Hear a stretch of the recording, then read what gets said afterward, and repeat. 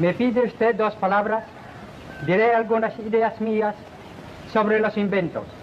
El aparato que usted manipula es maravilloso porque reproduce la figura movible al mismo tiempo que emite el sonido de la voz. Cuando con el tiempo se perfeccione este invento, el mundo quedará sorprendido ante los cuadros vivientes y parlantes que ello exhibirá sobre el tiempo. La ciencia ha acrecentado el paso acelerado de los adelantos modernos. Por medio de la ciencia conservamos la salud e inclusive devolvemos la juventud a los que le han perdido. La ciencia también ha impulsado los inventos que se dirigen a la destrucción del hombre por el hombre. Estas 2 tendencias contrarias todavía nos dicen que la cantidad de la animalidad en nosotros es muy grande. ¿Cuándo podía la ciencia perfeccionar aparatos que reformen y regeneren a los hombres? ¿Cuándo podrá nuestra humanidad decir que va camino de la perfección moral, de la fraternidad de todos los hombres, de todos los pueblos, de todas las razas y de todos los credos? Destruido todos los aparatos bélicos y solo admiraremos un invento, un aparato, el más maravilloso, el que haya traído paz y concordia entre todos los hombres del universo entero. To come to the United States, I had to make a trip on the sea, under the water, and in the air. And I started that long, perilous trip with Captain Berkeley of New York, who defied several Japanese destroyers and took me through those waters safely to Mindanao.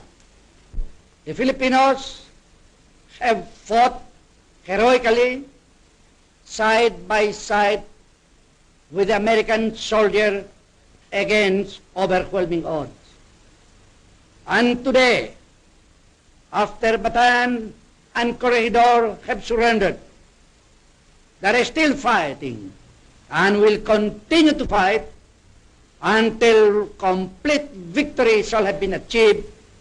Seeking definite commitments from the U.S. government, Osmeña has made clear his country's minimum requirements. Well, of course, Mr. President, the people of the Philippine Islands realize the difficulties and the responsibilities which independence will bring. We're not afraid of them, Mr. Commissioner, but we do need some help in getting back on our feet. We need immediate relief and financial assistance to tide us over.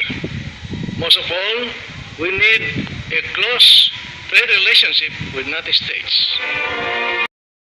After that, President Laurel then expressed the firm and unswerving policy of his administration. Ikalabing-4 ng Oktubre, taong 1943, isang taong singkad, buhat noon hanggang ngayon, na naitayo natin ang bagong Republika ng Pilipinas sa hirap na ito na dinadanas ng ating bayan. Nahanda ako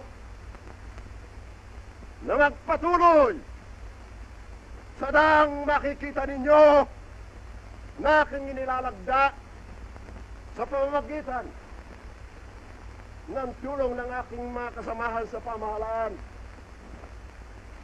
upang tunay, maging wagas, maging dalisay sa gitna ng isang digmang ngayon idinadaos sa isang sinuko, sa gitna ng kagutuman, sa gitna ng kamatayan, sapagkat ang kamatayan may matamis, katulad ng itinuro ng ating mga bayani, kung iya'y magbubunga ng isang pag-asa at ng isang adahikain, pinagpakamatayan nila.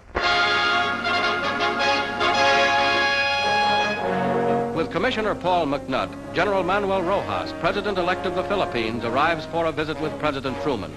On July 4th of this year, the Philippines Commonwealth will attain its independence.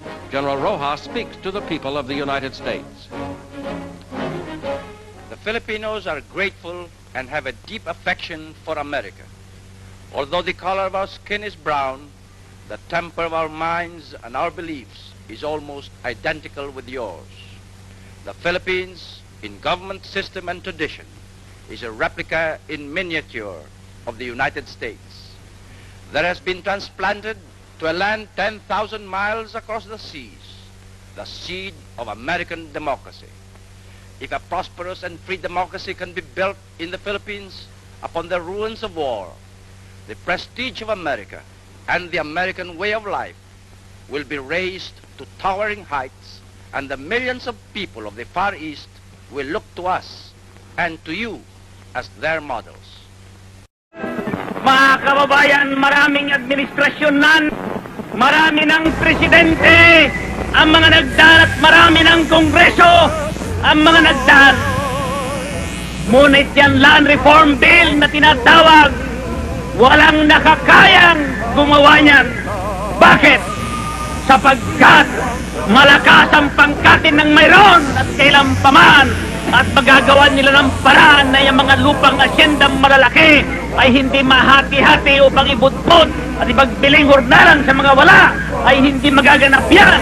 Ngayon lamang naganap yan, mga kababayan, sapagkat itong administrasyon na ito, ang sagisag ay para sa maliliit, para sa mga wala, upang guminhawa ang mga wala. At noong araw ng maliit ninyong lingkod ay sumupa sa luneta na maglilingkod ng tapat at buong puso at kaluluwa sa bayan at lalong-lalo na sa kapwa niyang maliliit. Ayan sa gisag na naisigaw ko ay walang iba kung hindi. Yan simbolong yan ang pagtulong at pagbuhat sa mga hihirap na kababayan natin. Ito ang ikakamatay ng maliit ninyong lingkod at alipin na si Magsaysay. Hindi baling mamatay ako dito sa panahon na ito. Mapakita ko lamang sa inyo. Maipakita ko lamang sa inyo na kayo ay mahal sa amin sapagkat kaming lahat ay inyo. Kami ay nagsusweldo dito dahil sa kami ay alipin ninyo. Hindi upang magpasarap at magpayaman sa gobyernong ito.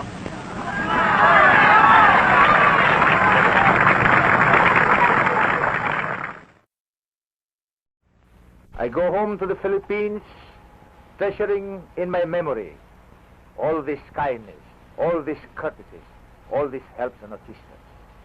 I've enjoyed my stay in Washington, the capital city of the free world, and I look forward some other day to renew these valuable friendships that I have made during this short stay in this country. The martial law regime of Marcos was nothing but an ill-disguised plot to perpetuate himself in power, and he and or his wife and son by consolidating the political and economic resources of the country under his control. And the reporters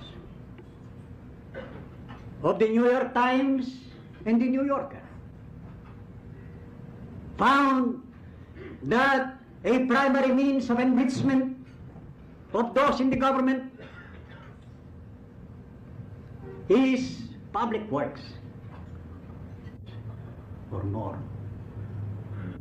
in which, according to these periodicals, many of the contractors are friends of the Marcoses and serve as fronts in elaborate syndicates for them, their associates, friends, and relatives, including the relatives of Mrs. Marcos, and that some of these constructions are owned or controlled by them, their relatives and friends.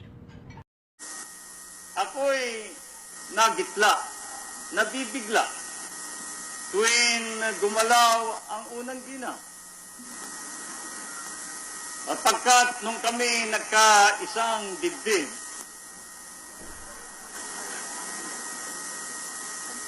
ang kabilin-bilinan ko lang sa kanya, alagaan mo ang aking puso.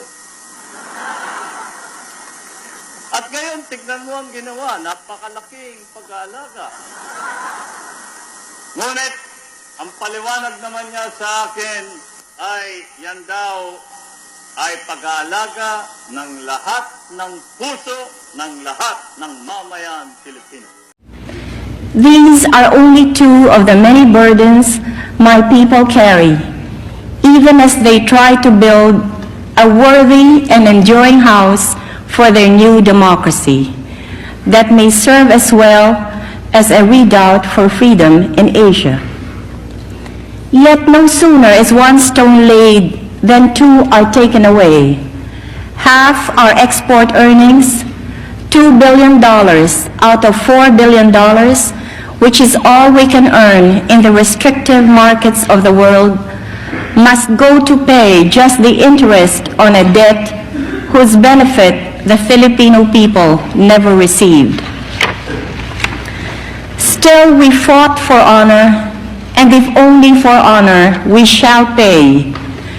And yet, should we have to wring the payments from the sweat of our men's faces and sink all the wealth piled up by the bondsman's 250 years of unrequited toil? Yet, to all Americans, as the leader of a proud and free people, I address this question. Has there been a greater test of national commitment to the ideals you hold dear than that my people have gone through? You have spent many lives and much treasure to bring freedom to many lands that were reluctant to receive it. And here you have a people who want it by themselves and need only the help to preserve it.